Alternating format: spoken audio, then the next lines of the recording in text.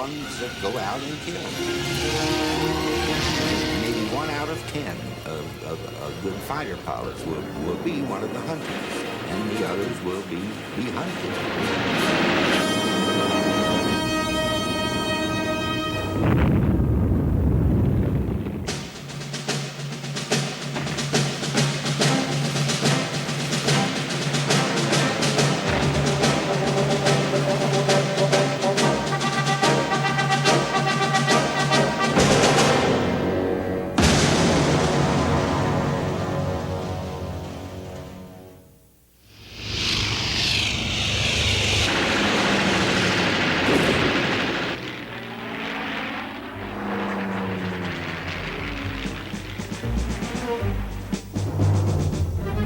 An ace, the highest card in the deck. Of tens of thousands of fighter pilots who fought in World War II, only a select few shot down 5 or more planes to earn the title of ace.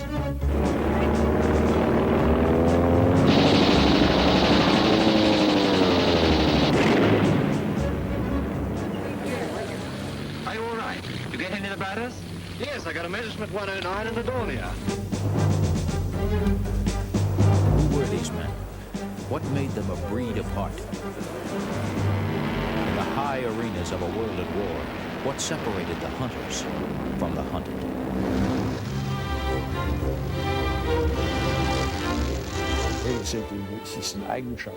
A fighter pilot fights by himself. He's a lone fighter. He has to have a will to attack. He must really hunger after wanting to down planes.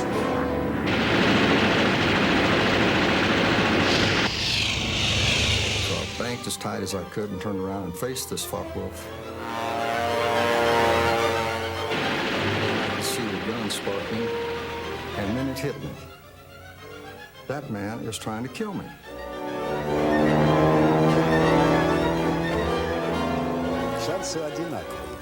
It's like a duel. Well, a duel which ends like any duel. With death for some and victories for others.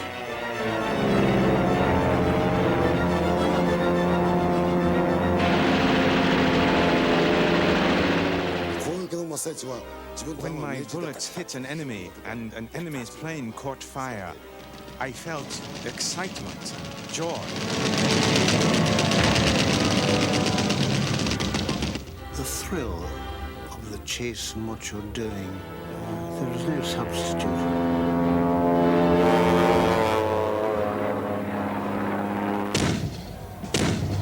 World War II. Hitler's armies sweep across Europe. In the Far East, Japanese forces swarm over the Pacific in their quest to dominate Asia. On both fronts, lightning victories are spearheaded by massive air attacks. And it becomes clear to the Allied powers that he who seizes control of the sky will rule the battlefield. The job falls to a few bold men. Adolf Galland, German Luftwaffe, 104 kills. Grounded by an eye injury during basic training, Galland memorizes the eye chart to qualify for the newly formed Luftwaffe. He will become general of all fighter pilots, the youngest and most highly decorated general in the German armed forces. No fighter pilot in the world had as many opponents as the German fighter pilot. The German fighter pilot would have to continue his mission for as long as he was physically capable, until he was wounded.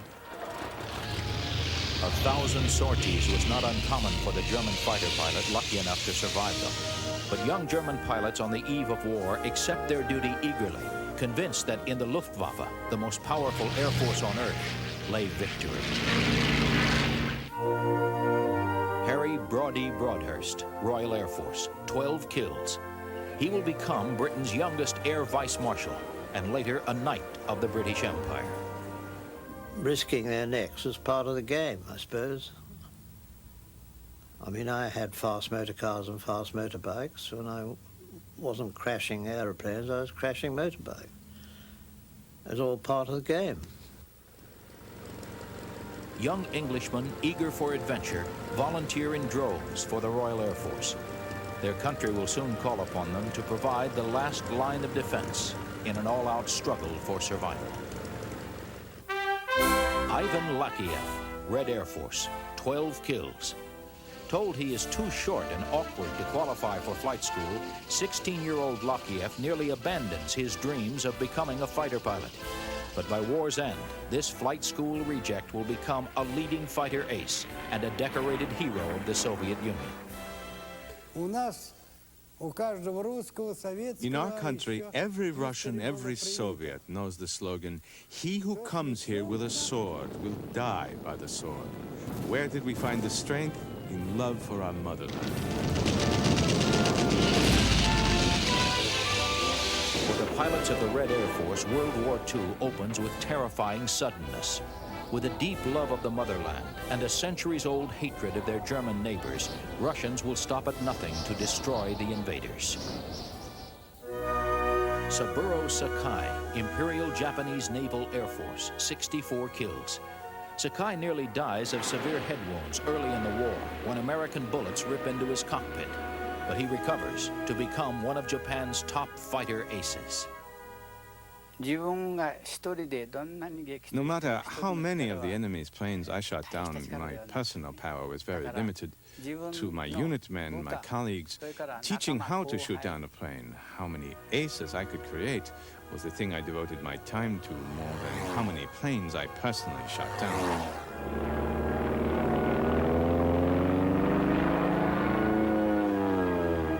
Driven by a fanatical devotion to duty, ordained by the ancient code of Bushido, Japanese pilots take the spirit of the samurai into the skies. Francis Gabby Gabreski, United States Army Air Corps, 28+ kills. Gabreski will become one of America's top aces, but was almost washed out of flight school because he had so much trouble learning how to handle an airplane. You've got to have the right attitude. You've got to have the right training. You've got to be aggressive. You've got to be professional in every sense of the word. Stunned by the Japanese attack on Pearl Harbor, outraged Americans rush into uniform, seeking vengeance. We're there to win. We're there to destroy.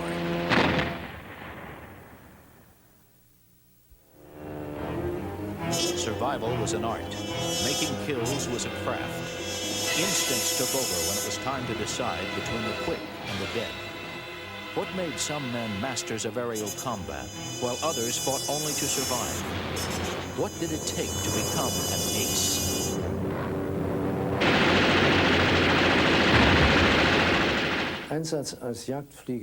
To complete your mission as a fighter pilot, you have to disregard your own safety. It is amazing, but one can grow used to accepting that risk. I've noticed myself a phenomenon. That danger acts like a drug. You need it, you actually seek it out. And a day without danger seemed unsatisfying.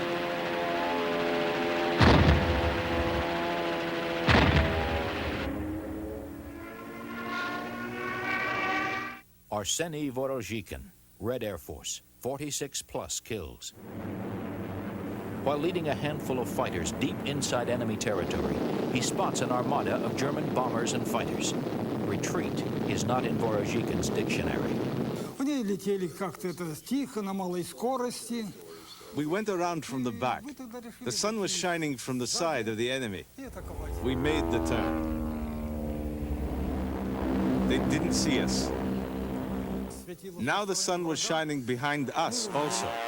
I gave the order to attack the enemy fighters all at once. 2 of them went down in flames right away.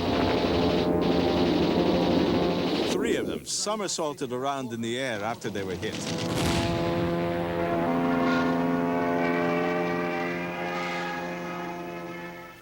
The other fighters who didn't expect this, all of them dove down, and they left the bombers without protection, without cover. Cocky, self-assured, the fighter ace thinks only of victory. Defeat is for the enemy.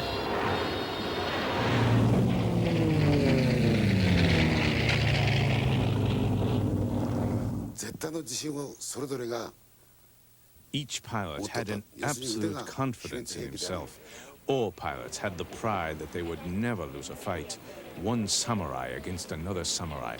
This kind of spirit was found in all of the pilots. Most of the young people like myself had utter confidence.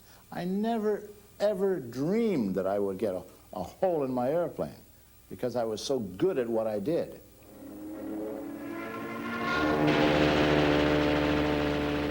Air combat is quick. A minute, maybe less, decides who goes down in the record books and who in flames. A fighter pilot, the very best of them, are unusually quick. I mean, quick in reflexes, quick in their analysis. And once he makes up his mind, that's it. He doesn't change it. Flying demands a certain kind of intelligence, some self-control, being able to react quickly, having your wits about you. If you couldn't outfight him, at least outwit him.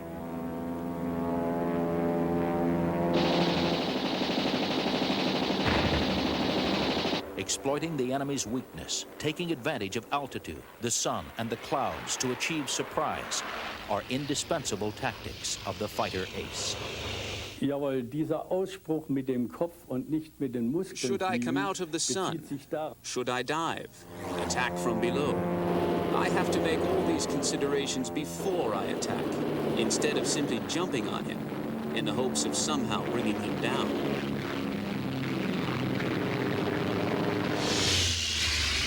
I thought as I went into that cloud, I thought, now, that guy cannot chase me into this cloud. He can't come in the cloud after me because he can't see me. So he's got to turn around. And I'll turn around and get a quick one at him as he goes away. And I did, turned around and in the cloud, and came out of the cloud, and sure enough, there he was in front of me, and I let him have a whole bunch of it. Clouds they can be beneficial to you, but they are also dangerous. I would attack only if I had 2,000 meters of clearance above them. Then I would come down with great speed and shoot them down. I would always tell my colleagues that when your windshield was filled with the enemy aircraft, that was the time to pull the trigger and to shoot.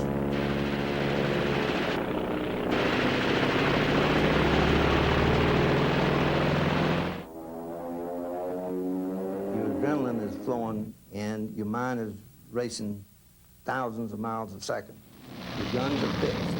They're not capable of swinging around. You have to swing your whole aircraft in order to get your sights on it. And now he sees you, and so he breaks, what we call he breaks into you, because then that's going to put him in a position of trying to get on your tail. It's a heck of a situation to be in. There's nothing greater than a combat with another aircraft. There's nothing. That's the epitome. There's nothing else. There's nothing can touch it.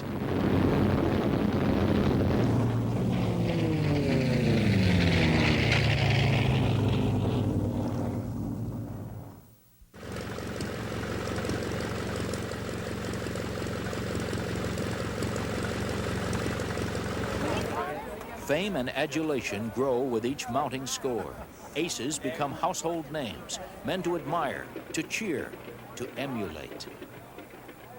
Don, I want to interview you on behalf of all the girls in America. Are you married? No, I'm not. Still single. Good. Fighter pilots often lived little better than the foot-slogging infantry. They lived in seas of mud. They baked under the heat of African skies and courted frostbite in the most bitter of winter conditions. While flying over limitless stretches of empty ocean, a faulty compass or engine could mean an unmarked grave 1,000 feet underwater. Kennt der Jagdflieger keine Angst? Does the fighter pilot know no fear? I would say yes, that he does know fear. It's a tremendous fear, and every attack on a four-engine group requires an overcoming of fear. Because without knowing fear, I cannot be brave. Я начинал на войну на Халкидоле, имея I started the war without fear. I was like a child who doesn't know what fear is and rushes into battle. Returning from one outing, I landed and saw that the plane was all shot up. And I thought, well, it's dangerous to be so fearless. You hear guys say, oh, God, I was scared, you know, and I froze or something like that. That didn't happen to me. I just said, no way that this mother's going to shoot me down. Despite their unshakable confidence and bravado, death was a companion that flew every mission. Pilots died inside cramped cockpits that reeked of fuel and cordite from the guns. They died in action, and they died in accidents. And they died alone. To lose a good friend killed flying with you is always a shock. But the human mind has this wonderful capacity for blanking out the things that it doesn't want to remember. You can't measure in terms of money the value of human lives. That's impossible. And there were enormous losses, both in people and in resources. I can tell you that when we fought, we didn't think about the fact that in an hour or in a few minutes we might be killed. We just fought. Chaps who were killed, you couldn't brood on it, that of course you all carried on. Otherwise it would have, the whole thing would have collapsed. Morale would have gone to the dogs. Auf die Heimatstadt meiner Frau in Magdeburg. The worst experience I had was when my friend Lent, a well-known night fighter pilot, out of foolishness crashed while landing, and he and the rest of the crew, who had been critically injured, died on the operating table. That was very hard for me, that my best friend died due to a rather trivial mistake, basically. You know, friendships forged in combat are never forgotten. I'll tell you that. Better than brotherly love. And so now George Chandler learns a bitter lesson at the hands of an aggressive Japanese pilot. Someplace, and I unbutton my oxygen mask and light up that first cigarette, and I've been all those hours without it. And I'm feeling pretty pleased, and by now we're within the radar control, the fighter control of our base, and the mission is over for the day. And we're relaxing. And old George let himself relax. And a flight leader, squadron leader should never do that. And smart aleck like, I took the oxygen mask and pulled it back up over my face, and the microphone and nose mic is in there. And I said, now where's that goddamned all silver zero? Run him down here and I'll show him how the world's truly made, or some smart aleck remark like that. And now we're out of the gun sights, the gun switches are off. Way back there we've dropped tanks, and we got enough fuel to get home. Everything is going just right, but everything's shut down. And one of my guys says, there's a bogey at 12 o'clock high, and here he comes. Jesus, I'm trying to get this thing out of automatic lean mixture and get the props back up, get the throttles back up, get the gun switches on, get the gun sight on, get this big machine that is just a cruising airplane to being a fighting airplane all over again. And I'm too slow. And I didn't get to that zero in time. And he went right through that bomber formation, and the lead bomber was lost, and the whole crew was lost. And I'm the guy. And it's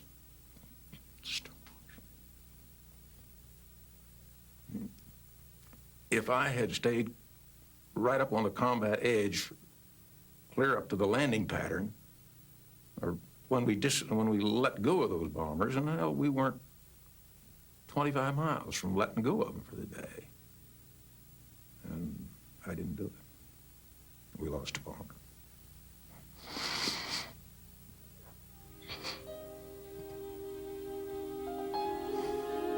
Battle remembrances, personal triumphs and tragedies. For George Chandler and others, thoughts that will haunt them forever.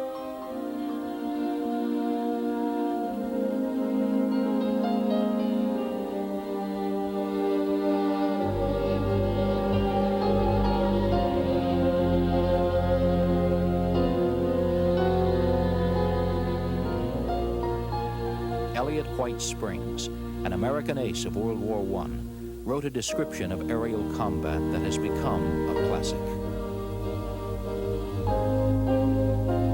The heavens were the grandstands, and only the gods were spectators.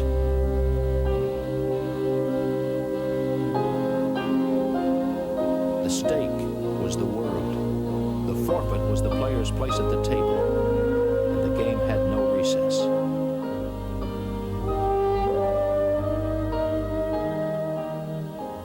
It was the most dangerous of all sports, and the most fascinating. It got in the blood like wine. It aged men 40 years in 40 days. It ruined nervous systems in an hour.